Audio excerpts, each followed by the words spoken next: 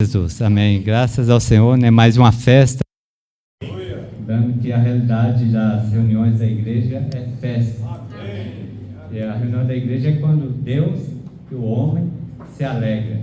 Então isto que é a realidade de uma festa. Quando Deus e o homem se alegram, aí é festa. Festa aí é tudo imitação, né? É aquilo que pode trazer uma alegria momentânea, mas depois vem ali toda a tristeza, toda a consequência daquele momento, né, tão passageiro. Mas já na presença do Senhor, irmãos, um dia é como 1000 anos, né? Então a intensidade da alegria que nós temos diante do Senhor, ela não se compara com nenhuma outra alegria, nenhum outro momento que nós possamos viver na nossa vida humana. Senhor Jesus, amém. Senhor, de graça para continuarmos nesse mesmo espírito, né? Desfrutando da presença do Senhor, presença invisível dele, por meio da sua palavra. O título da mensagem dessa semana é a festa dos tabernáculos. Mas em relação a esse título, esse tema especificamente, quem leu o Alimento Diário durante a semana, ou assistiu, ou ouviu essa mensagem, percebeu que foi falado pouco desse tema específico, né? Tanto que na mensagem seguinte será visto especificamente, aí será falado de forma mais, vai entrar um pouco mais abrangente, de forma mais abrangente nesse tema das festas. E para a mensagem de hoje, da semana, vamos ressaltar o princípio das festas. Mas antes, o Senhor nos falou dentro da semana que realmente isso é graça para nós sermos simples, entrarmos na palavra. Nós temos desde a Bíblia, o alimento diário, a imersão, né, da semana. Nós fomos simples dessa forma. Quanto que o Senhor vai falar para mim e para você, né? Basta nós abrirmos nosso coração. Então, logo no início foi mostrado uma advertência com relação aos muros de Jerusalém. O que tem os muros de Jerusalém em relação à minha vida, em relação à igreja nos dias de hoje?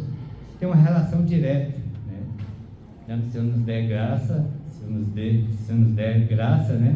Vamos abordar até mesmo paralelo do muro e do templo com a história da igreja, né? Chegando até os dias de hoje. Bom, então, pela desobediência do povo de Israel, dos judeus, Deus permitiu que o povo de Israel fosse levado cativo para a Babilônia. Depois, num tempo oportuno, o povo voltou, né, com o decreto de Ciro, e ali eles retificaram o templo. Mas, porém, apenas o templo. Aí, 71 anos depois desse feito, aí o Senhor despertou Neemias, porque a cidade de Jerusalém estava um caos. Havia pobreza, havia escassez de tudo, e, enfim, totalmente fora do que Deus propõe para o seu povo, né? Então, qual que era mas, afinal de contas, o templo foi edificado, foi restaurado, mas, porém, os muros ainda não haviam sido restaurados. Então, com isso, Jerusalém passou a ser uma terra de ninguém, uma terra onde qualquer um entrava e fazia o que quisesse, saía, aprontava, e com isso houve uma degradação total. Aí Neemias, muito tocado pelo Senhor, recebendo o chamado do Senhor, da incumbência de restaurar os muros. Então, quando a falta desse muro, né, aí a falta do governo de Deus. Então, Jerusalém naquele momento não tinha o governo de Deus, porque quando não há um muro que delimita a ação, qualquer um manda e desmanda, qualquer um faz o que quer. Então, quando, aí aplicando para a nossa experiência, né, o nosso coração, por exemplo, ele está bem protegido? Se ele está bem protegido ao governo de Deus. Se ele não está protegido, se o muro não há um muro de proteção ali, o que acontece? Qualquer um entra, né? Aí qualquer um faz e acontece, aí de repente, e de forma bem aplicada, irmãos, o que garante esse muro de proteção, que consequentemente garante o governo de Deus na minha e na sua vida, na igreja, é a palavra. Aí, ao passar um cargo dos irmãos, eu desfrutei o seguinte encargo: a palavra estabelece o governo de Deus e nos conduz à realidade das festas. Então, a palavra, ela estabelece o governo de Deus e nos conduz à realidade das festas. Então, quando falta a palavra, sem palavra, o que acontece com o povo? Se corrompe. Porque a palavra é o próprio Deus. Alguém tem dúvida disso? Que no princípio é a palavra, e a palavra era Deus, a palavra estava com Deus, a palavra é o próprio Deus. Então a palavra, ela traz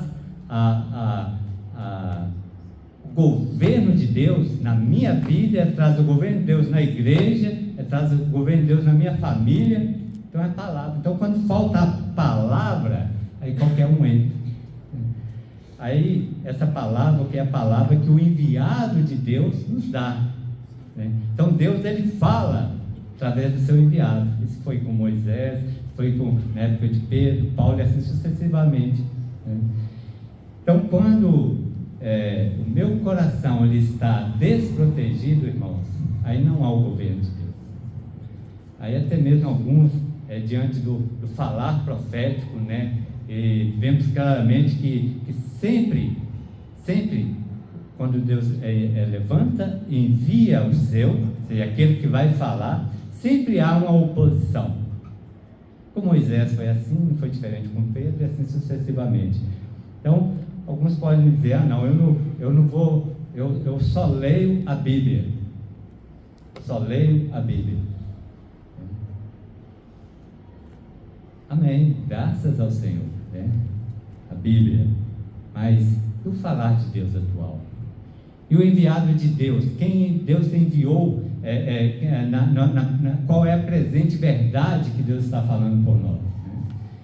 Aí, talvez esse equivocadamente com essa posição, mas, porém, basta um influencer falar, isso se torna uma lei para ele.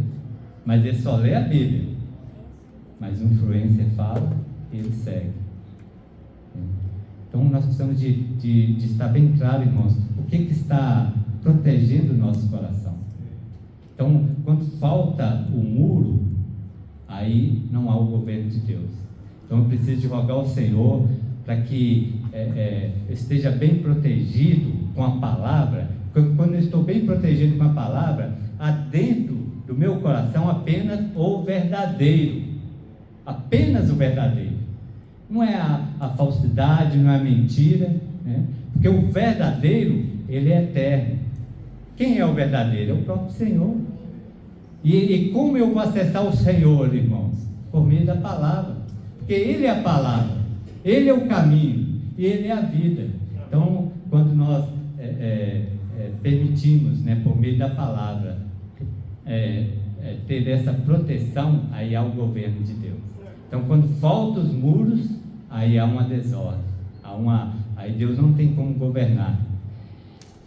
E da mesma forma, aí já dando sequência, quando Deus levantou o seu enviado, né, logo na igreja primitiva ali, ou seja, Pedro, e aí Deus usou ele fortemente para salvar, através do falar de Deus, através dele, salvando muitas vidas, né? E ali também a igreja em Jerusalém sendo levantada.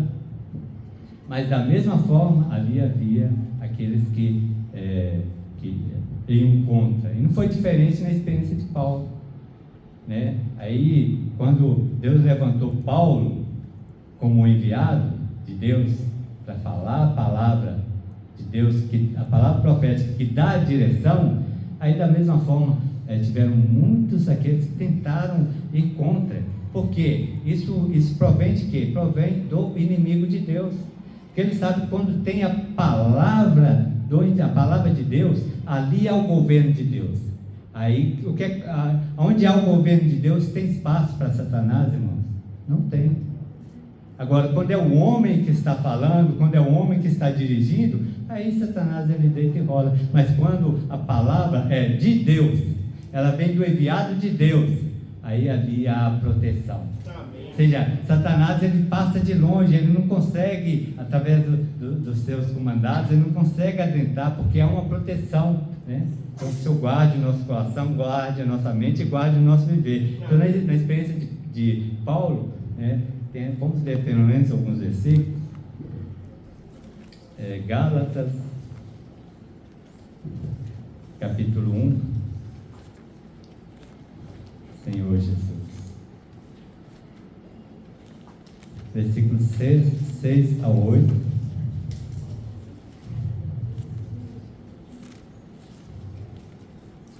Senhor Jesus. Gálatas, capítulo 1, versículos 6 ao 8.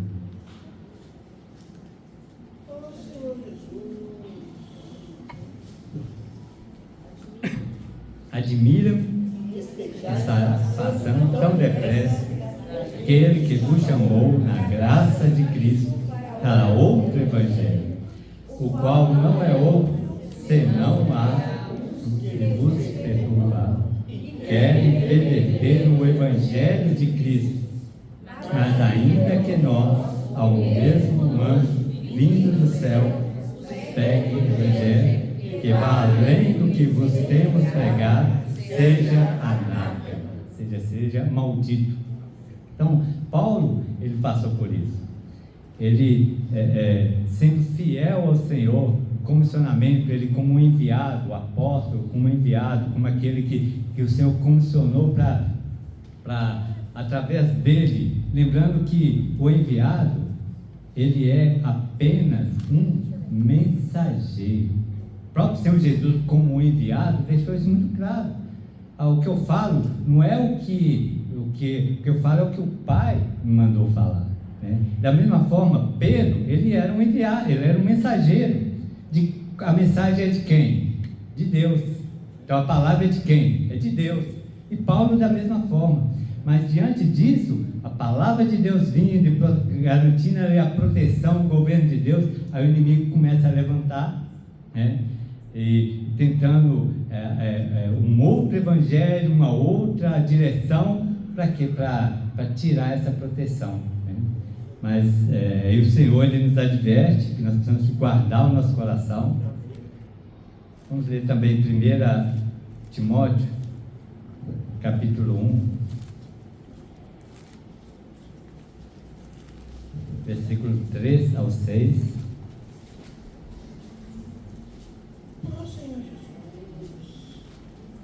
Senhor Jesus.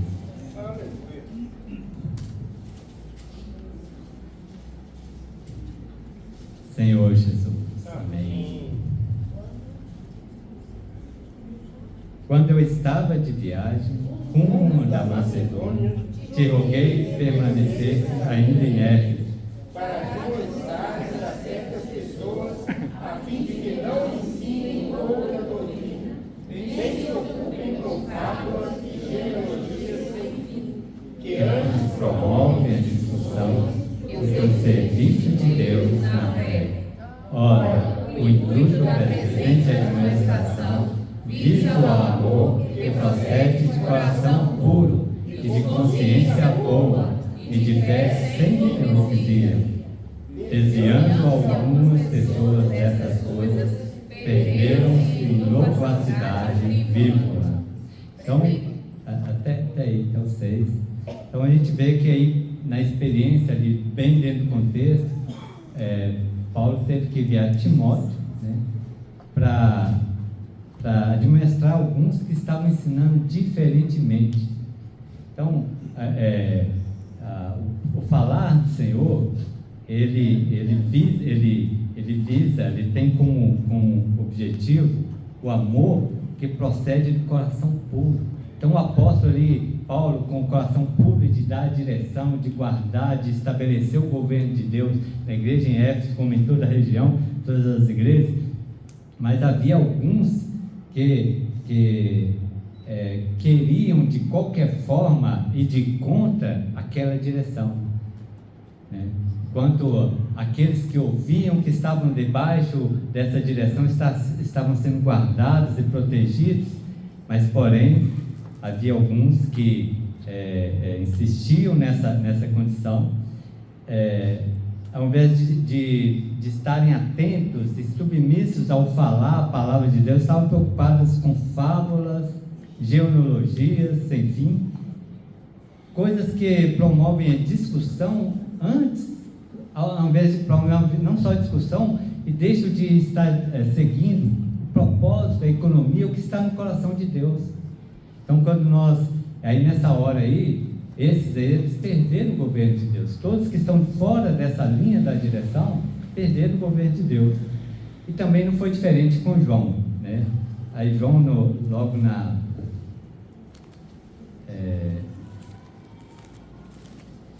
vamos ler primeiro Apocalipse, que aí situa bem a posição de um mensageiro, né? Apocalipse capítulo 1. Apocalipse capítulo 1, o versículo 1. Senhor Jesus. Senhor Jesus. Revelação de Jesus Cristo, que Deus deu para mostrar aos seus servos as coisas que em breve devem acontecer, e que Ele, enviando por intermédio do seu anjo, notificou ao seu servo João. Então João, na condição de mensageiro, ele foi notificado, a ele foi dado a palavra, né? E aí ele passou para os seus servos, ou seja, para os demais. Então Deus, ele notifica, ele envia um, e esse dá a direção, né? Irmãos, a Bíblia é assim, né? Então, aí nós conseguimos entender no contexto da experiência de João, de Paulo, de Pedro, nós conseguimos entender até mesmo Moisés, né? Deus levantou Moisés, aí alguns, até mesmo da sua própria família, falam, mas Deus fala só através de Moisés? Mas ele era o enviado, né? Como na experiência de Paulo também, certeza alguns na época ali falaram, mas será que só fala através de Paulo? Mas sim, a presente verdade Deus levanta um canal, e assim como João era aquele que ele foi notificado, Deus falou para ele, e aí ele mostra agora aos seus servos, ele dá a direção. Mas ele assim, João, ele é o que? Ele é apenas um mensageiro. A mensagem é de quem? É de Deus, Senhor Jesus. Aí primeira epístola de João, vamos ler, por favor, capítulo 1, 1 de João, capítulo 1.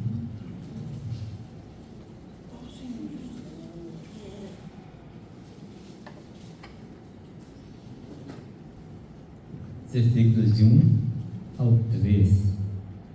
1 João, capítulo 1, versículos 1 ao 3.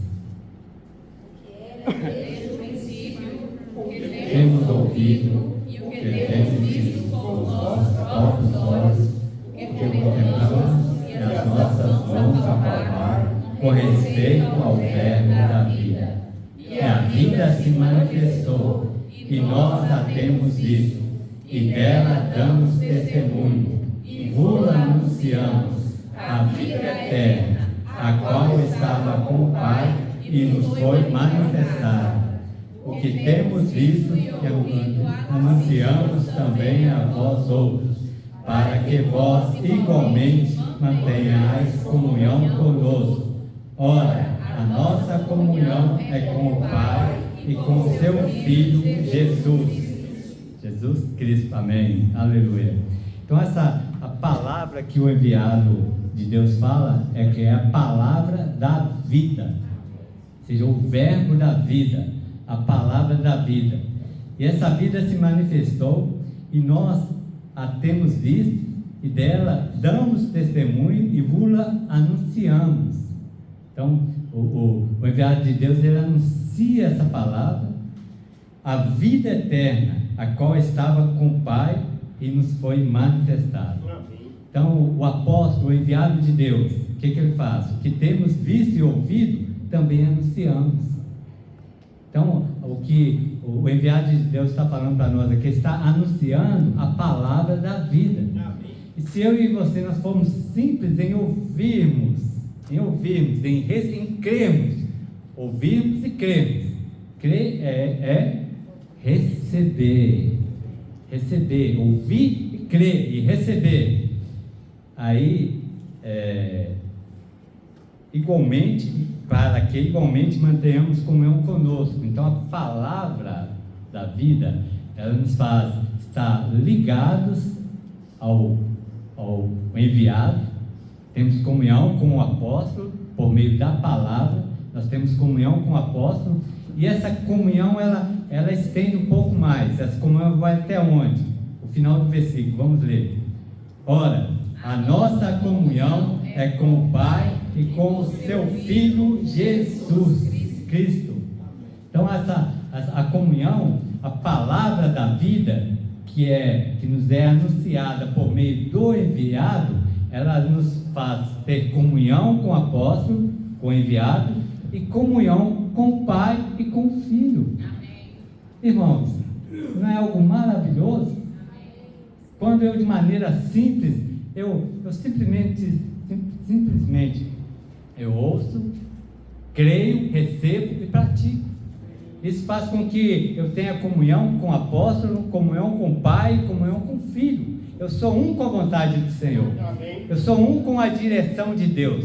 Eu sou um com o que está no coração de Deus.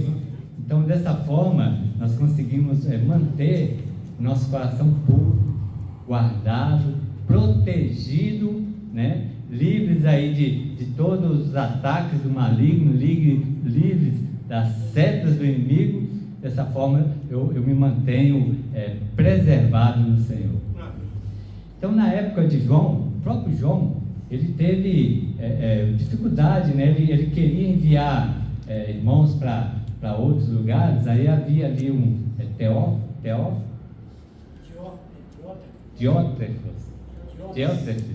Diótrefes, né?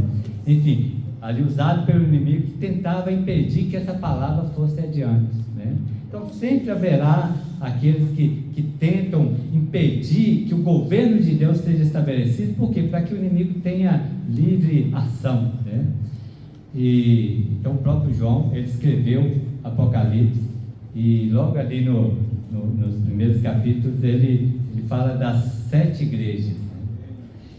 Aí eu vou fazer vou comentar, né? Os irmãos tiveram a oportunidade de ler, né?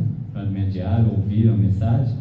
Então, dá para a gente fazer um paralelo das 7 igrejas com a condição de Israel, do povo de Israel em relação aos muros e ao templo.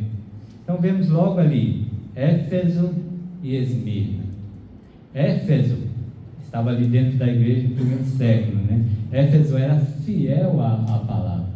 Eles sabiam identificar ali os verdadeiros apóstolos. Eles perseveravam ali na vontade de Deus, tinha a direção da palavra, tinha a direção do Senhor através da palavra.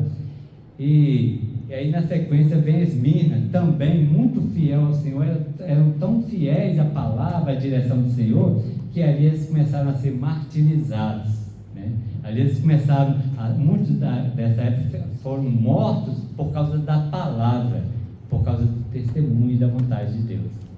Então, nesse período aí, podemos dizer que havia ali tanto a expressão do templo, né, na aplicação, como nos muros havia o governo de Deus. Mas o inimigo não quer isso. O inimigo, ele sabia que se ele conseguisse tirar a palavra, a direção, aí não teria o governo e começaria a degradação. Então, na sequência, nós vemos Pérgamo, né, que quer dizer casamento comum. Foi quando o Império Romano sabia que quanto mais matava os cristãos, na época de Esmina, quanto mais matava, mais cristãos apareciam. Eles matavam mais e mais cristãos apareciam. Aí eles falaram: agora eu vou me unir à igreja. Então foi quando houve a união da política, né, do governo com a igreja, Pérgamo. E aí na sequência Tiatira. Então Pérgamo conseguiu tirar a questão do templo, da expressão do Senhor. Havia um falar, havia uma direção, havia ali o funcionar do corpo de Cristo, né? Onde que havia Cristo cabeça, os demais e o corpo, cada um membro desse corpo. Aí introduziu ali o clérigos e leigos, onde que tirou a função dos membros. Aí na sequência veio Tiatira. Tiatira, onde que a doutrina era de Jezabel. Já não havia mais ali o encabeçamento de Cristo. Deus já não era mais o governo da igreja nessa época. Então, nesse período aí, não havia a expressão do templo, do Senhor, e também não havia os muros. Não tinha ali mais o governo de Deus naquela época. Ali era uma mulher que mandava. Era a posição do homem, a direção do homem. Não havia mais ali a direção de Deus. Houve uma degradação total. Mas Deus, irmãos, é um Deus de restauração. Então, logo na sequência, nós vemos a experiência de Sardes, né? Então, Sardes, já fazendo a aplicação ao paralelo, né, com a experiência ali do povo de Israel, na experiência de Sardes, houve ali, podemos dizer, a restauração do templo. Então, ali começou ali algumas verdades sendo colocadas, e a verdade vindo e trazendo libertação. Então, ali, mas nesse verdade, de palavra, de revelação, alguns cada um começou a tomar o seu rumo, né? Não, eu peguei essa verdade, abraço ela e tomei uma direção, outro ali, e ali a expressão do corpo de Cristo também não havia, porque era como se o corpo de Cristo fosse partido, né? E qual que era a condição de Sardes? Vamos ler pelo menos esses versículos. Apocalipse capítulo 3.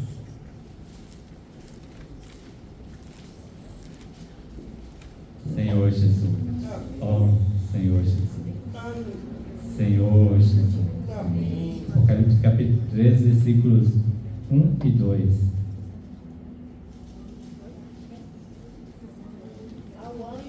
Da igreja em Sardes escreve: essas coisas diz aquele que tem os 7 Espíritos de Deus e as 7 estrelas. Conheço as tuas obras, tenho nome de que vives e estás morto. Amém. Podemos ler até o 3. Ser vigilante, consolida o resto que estava para morrer, porque não tenho achado íntegras as tuas obras na presença do meu Deus. Lembra-te, pois, de como tens recebido e ouvido. Guarda, arrepende, porquanto, se não vigiares, vireis como ladrão, e não conhecerás de modo algum em que hora virei contra ti. Então, qual que era a condição de Sardes? Que houve ali um início, que aí, aplicando, fazendo paralelo, é como se o templo fosse restaurado, mas apenas o templo. Não havia ali uma proteção. Então, ele tornou essa condição, era como que vive, mas estava morto. Então, deu aquele bom início, irmãos, aquele Martinho Lutero, né, veio e a salvação pela fé. Então, assim, algo assim que trouxe deu início ali, mas porém ainda faltava algo, porque ainda nessa época não havia ali o enviado de Deus, não havia aquele que Deus enviou para dar a direção. Então faltava ainda a palavra profética, a presente verdade, que promove, que garante ali o governo de Deus. Então aí, não havendo o governo de Deus, não havia direção. Não havendo direção, aí é o que ocorreu, né? Na época de Sardes. Eu tenho essa verdade, eu me posiciono por ela, tomo essa direção, eu tenho essa verdade, me posiciono por ela, tomo essa direção. Então ali não havia um governo, né? Já houve um princípio ali, né? Já houve ali a salvação, já houve ali um princípio de restauração, mas faltava algo. Assim como na época do povo de Israel, quando reedificaram o templo, isso não era suficiente. É necessário restaurar, reedificar os muros, porque sem os muros não há o governo de Deus. E os muros e o governo de Deus, ele é dado por meio da sua palavra. É a palavra que dá a direção. A palavra que é o próprio Deus que dá a direção. Então, sem palavra, o povo se corrompe. Então não há o governo de Deus, não há a direção de Deus, mas Deus é um Deus de restauração. Deus, o Senhor, Ele não desiste de nós. Deus não desiste do homem. O propósito de Deus, ele não pode ser frustrado. O propósito de Deus será cumprido. A vontade de Deus será cumprida, né? E aí ele prossegue. Aí vem Filadélfia, né? Amor fraternal. Então aí, quando veio Filadélfia, garantidamente houve ali o que? Já fazendo paralelo, a reedificação dos muros. Porque através de Filadélfia, qual que era a característica principal de Filadélfia? Tinha pouca força, né? Não dependia da força do homem, não dependia da direção do homem. Eu não sei o que fazer. Eu tenho pouca força. Aí dependia do Senhor. Então vamos ver Apocalipse capítulo 3, versículos 7 e 8. Senhor Jesus. Amém. Senhor Jesus.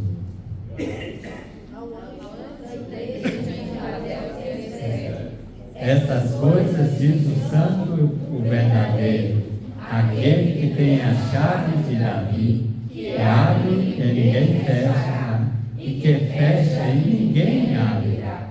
Conheço as tuas obras, eis que tenho posto diante de ti uma porta aberta, a qual ninguém pode fechar. Que tens pouca força, entretanto guardaste a minha palavra e não negaste o meu nome. Então, irmãos, através dessa posição, qual que era a base da igreja em Filadélfia? O nome do Senhor e a palavra. Eles reconheciam que eles tinham pouca força. Então, se eu tenho pouca força, eu dependo. Eu tenho pouca força, então eu não consigo, eu preciso de alguém para me ajudar, né? Então eles reconheciam que eles eram fracos, frágeis e mortais. Então o que eles tinham que fazer? Senhor Jesus, Senhor Jesus, Senhor Jesus, Senhor Jesus.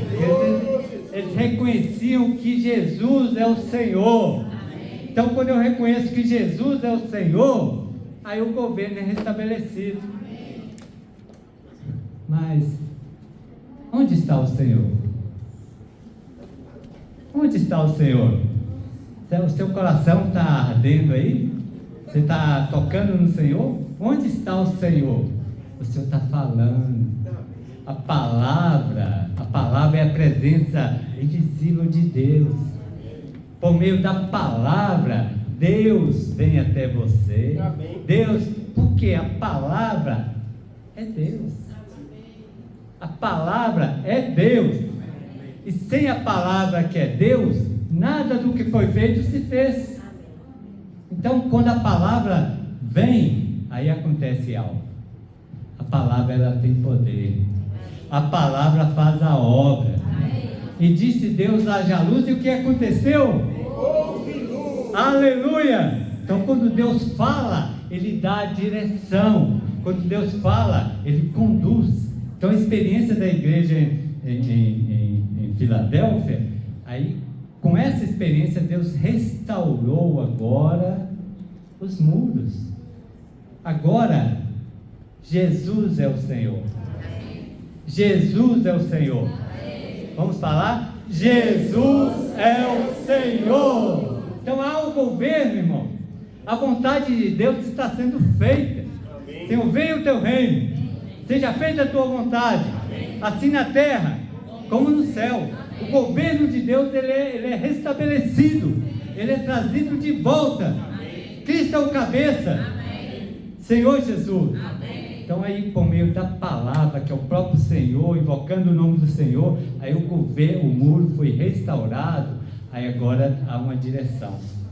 Agora nós somos como aqueles que ficam perdidos, para onde vou, o que fazer. Irmãos, a palavra, ela é lâmpada para os nossos pés e luz para os nossos caminhos. Ela nos dá a direção. Que palavra é essa, irmãos? É a presente verdade, é a palavra profética que restaura os muros, que traz o governo de Deus.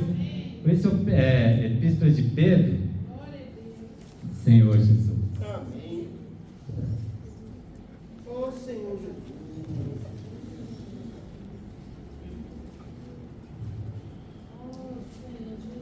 Amém. Senhor Jesus. Amém. 2 de Pedro, vamos ler o versículo 12. 2 de Pedro, capítulo 1, versículo 12. Perdão. Senhor Jesus. 2 de Pedro, capítulo 1, e o versículo 12. Por essa razão, sempre estarei pronto para trazer lembrar acerca dessas coisas, embora estejais certos da verdade presente.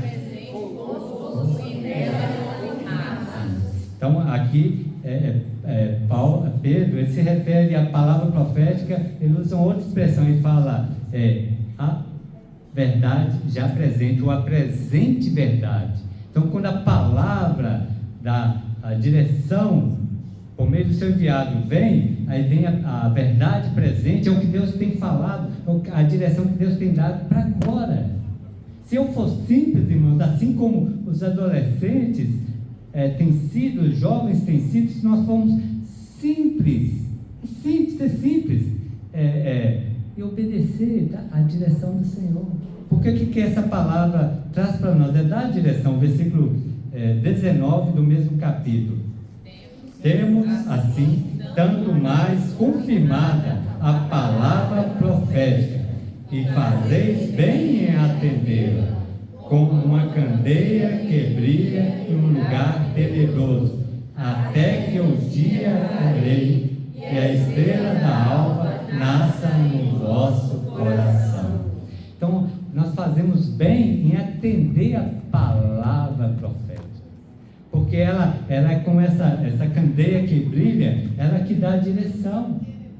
Então quando eu rejeito o falar de Deus, a direção de Deus, meu coração pode estar em densas trevas, né? O que fala aqui? Fala que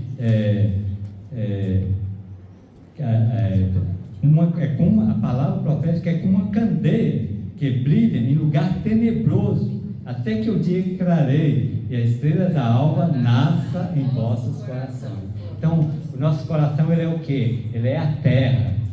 Meu coração, o seu coração é a terra. E a palavra é a semente. Então, a palavra, ela quer entrar, quer crescer e quer frutificar. Mas se eu não abrir o meu coração, haverá ali densas trevas, um lugar tenebroso. Né? Nós já lemos em outra oportunidade, depois eu leio em Lucas, o que é esse coração, irmãos?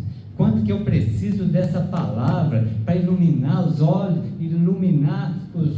do meu coração, para que eu possa ver a vontade de Deus, para que eu possa me consagrar à vontade de Deus. Então a palavra profética, ela vem, e eu sendo simples e atendendo ao seu falar, aí o governo de Deus será restabelecido. no meu coração, na minha vida, no meu viver. Amém. Senhor Jesus. Amém. Senhor Jesus. Amém. Então, o que nós temos visto nesses últimos dias, irmão, né, e graças ao Senhor, por algum tempo, a gente, de nós aqui, ao falar a palavra, a gente falava, estava sempre citando, né, o recurso que a gente tinha, né, estava sempre citando, mas é tal, os irmãos, né, os adolescentes, cada adolescente, pela infinita misericórdia do Senhor, o Senhor nos alcançou. Amém. O Senhor tem trabalhado e a gente tem visto que basta nos ser simples, né? Porque outrora no passado, como era? Havia alguém falando por Deus, e aí eu respeitava essa pessoa, o seu falar, porque via que era o falar de Deus, recebia o falar, mas quando chegava o falar, ali eu fazia algumas, nós fazíamos algumas adaptações, né? Fazíamos algumas adequações, né? Mas os adolescentes, não, eles recebem essa palavra e eles praticam. Eles recebem essa palavra e eles seguem, né? Então os adolescentes trouxeram para nós esse princípio, que é o princípio da palavra do Senhor, porque se eu e se você, se nós não formos como uma criança, nós não vamos entrar no reino de Deus. Irmão, não sou eu que estou falando isso não, irmãos. O próprio Senhor Jesus. Amém. Porque diante da maneira passada, poderia ter uma concorrência, né? Quem é o maior? Né? Assim, quem é o maior dentre vós? Né? Quem é o maior? Quem que se destaca? Quem que é o melhor? Irmãos, Deus é bom. Amém. Ele é o melhor.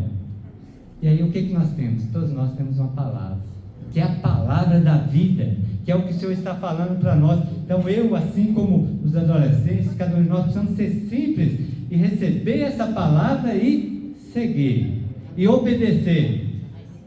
Basta, irmãos, fazermos assim, né? Graças ao Senhor, tiveram uma experiência, vem ver, né? E aí, pela infinita misericórdia do Senhor, eu vindo mais cedo, eu falei, Senhor, eu preciso de estar também, eu quero estar junto, né? Amém. Será que o Senhor está nos dando a oportunidade de às vezes não dá para sair, não tem a mesma experiência, mas eu posso cooperar, ofertando, posso cooperar, servindo, orando, né?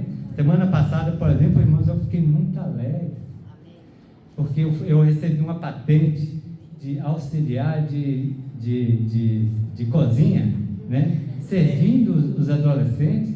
Então todos nós podemos cooperar, né? Mas precisamos ser simples, rogarmos ao Senhor para nos dar esse coração de simplicidade. Amém. Aí seguindo também, para ser fiel à linha da mensagem, teve um dia que falou dos 5 grupos. Os irmãos, se lembram? Os 5 grupos. Eu, na minha colinha, só anotei 5 grupos, mas eu creio que o Senhor vai dar graça para discorrer rapidamente, né? Porque não foi diferente com Jesus como enviado. Jesus, como enviado, ele falava a palavra profética, a mensagem de Deus, do Pai, certo? Então, havia ali também aqueles que tentaram ir contra, né? Então, está dentro do capítulo 5 e 6 de João, do Evangelho de João. Então, havia ali, primeiro grupo, os líderes religiosos. Então, quando o enviado vem e fala a palavra, existe um grupo, são os líderes, que eles ficam incomodados, porque a palavra vem e de repente os líderes religiosos ali viram que eles estavam correndo o risco de perder os seus privilégios, a sua posição, que eram reconhecidos, né, dentre todos. E aí o Senhor veio e fala que o maior quer ser o maior, então serve. Então você tem que ser como uma criança. Então isso é muito pesado para o homem natural. Isso se falar que uma criança é maior do que você, para um líder religioso, então esse é o primeiro grupo. Então eles não conseguiam nem sequer ouvir o falar profético, muito menos crer. Então eles não conseguiram seguir o Senhor. Aí o segundo grupo era o quê? Era o povo que tinha os seus interesses próprios, porque afinal de contas havia pão, havia também a cura, havia os milagres. Então o que eles queriam, eles tinham, que era matar, saciava sua fome, curava suas enfermidades e ainda até mesmo ressuscitava os mortos. Não, mas é tudo de bom. Mas eles não ouviam a palavra e nem seguiam o Senhor. Pelo contrário, irmãos, eles, de forma bem estratégica, irmãos, lembra ali no contexto do Evangelho, que chegou um momento que eles correram, eles queriam falar, vamos proclamar ele logo rei. Qual que era a intenção deles? Porque se colocasse ele como rei, aí não faltaria pão, eles não teriam mais enfermidade, estariam vivendo tranquilos, né? Tanto que nessa hora, o que o Senhor fez, irmão? Você lembra? O Senhor saiu fora. Primeiro, porque não era a hora do Senhor, né? E segundo, porque não era aquela condição. O povo, esse segundo grupo, queria o quê? Queria apenas a sua vontade. Aí veio o terceiro grupo, que é aqueles que tinham a sua tradição, mas quando veio a palavra, eles falaram, duro é esse discurso. Aí o que aconteceu com eles? Eles saíram. Aí veio o quarto grupo. Os irmãos se lembram quem é esse que faz parte desse quarto grupo? É aqueles que permaneceram, mas não creram. O Senhor falou, no nosso meio incrédulos. Permaneceram, mas não creram. Enfim, aí veio o quinto grupo. Vamos ler? O quinto grupo, vale a pena a gente ler. Evangelho de João. Senhor Jesus. Capítulo 6.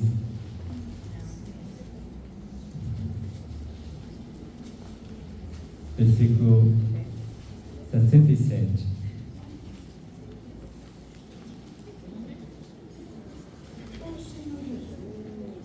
Senhor Jesus. Vamos ver o 66 ao 68. À vista disso, muitos dos seus discípulos os abandonaram e não andavam com ele. Então perguntou Jesus aos outros: porventura quereis também vós outros retirar-vos? Respondeu-lhe Simão Pedro: Senhor, a quem iremos? Só tens palavras da vida eterna. Aleluia.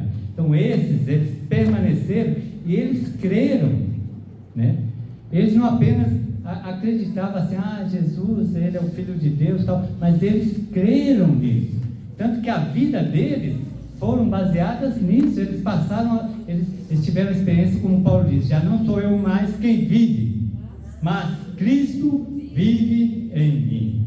Senhor Jesus. Então, a partir daí, então esse grupo, eles se posicionaram pela palavra de Deus, pela vontade de Deus. Então, consequentemente, eles tinham o governo de Deus.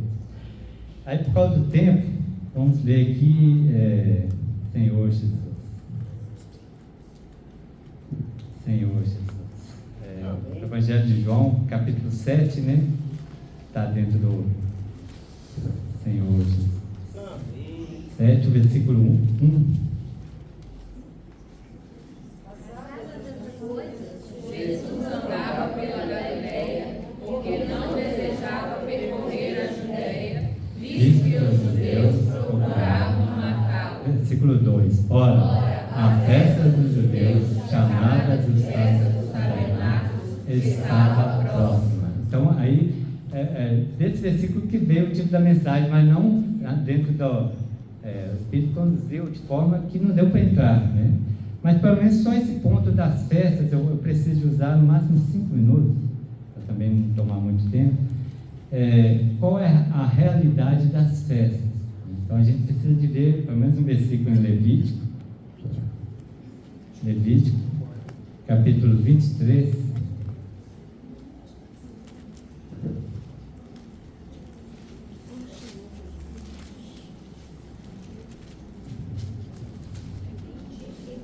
capítulo 23, versículo 1 ao 3. Senhor Jesus.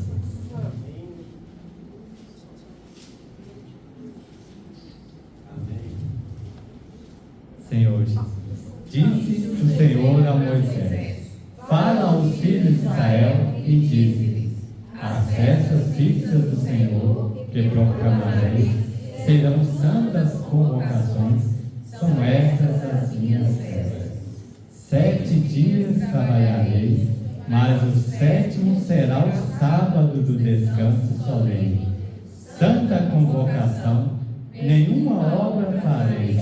É sábado do Senhor e todas as nossas moradas. Então, esse é o princípio das festas. Serão santas convocações e são estas as minhas festas. Então, vamos para a festa. Aí, qual que é o princípio da festa?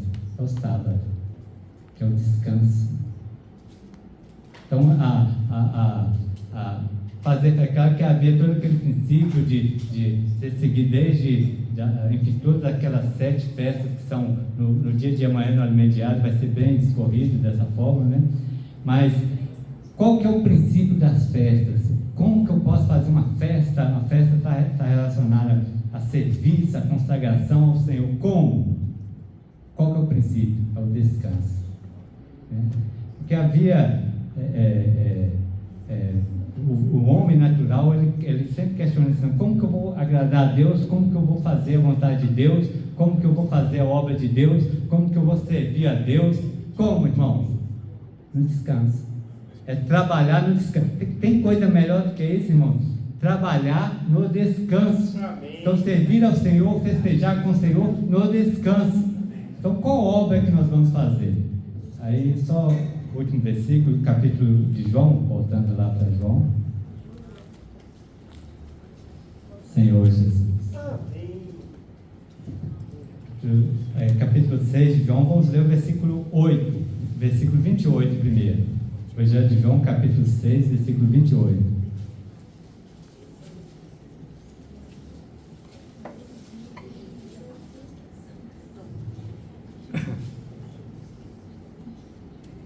Dirigia, pois a ele, perguntando: que faremos para realizar a obra de Deus? Então sempre o homem tem isso, né? Então como que eu vou fazer a festa? Como que eu vou consagrar? Como que eu vou servir? Então como que eu vou fazer a obra de Deus? Aí o Senhor responde. Respondeu-lhe Jesus: a obra de Deus é esta, que creiais naquele que por ele me foi enviado. Então a obra é essa, é crer. Nossa, é apenas nós descansarmos e crermos que Deus tem falado e dado a direção.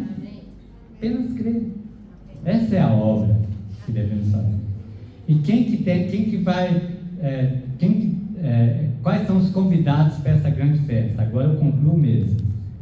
Êxodo capítulo 10. Êxodo capítulo 10, versículo 9.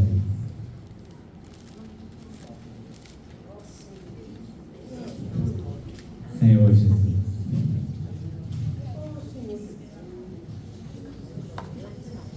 Todos acharam? Vamos ler? Respondeu-lhe Moisés: haveremos de ir com os nossos jovens, com os nossos velhos, com os filhos e com as filhas, os nossos rebanhos e com o nosso gado, haveremos de ir, porque temos de celebrar festa ao Senhor. Então, quem que vai participar dessa festa? São as crianças, os adolescentes, os jovens, os adultos, os da melhor idade. Então, todos participam dessa festa. Então, e qual que é a realidade da festa? É o descanso. É nós crermos que o Senhor faz a obra. Senhor Jesus. Amém, irmãos? Vamos compartilhar em pequenos grupos.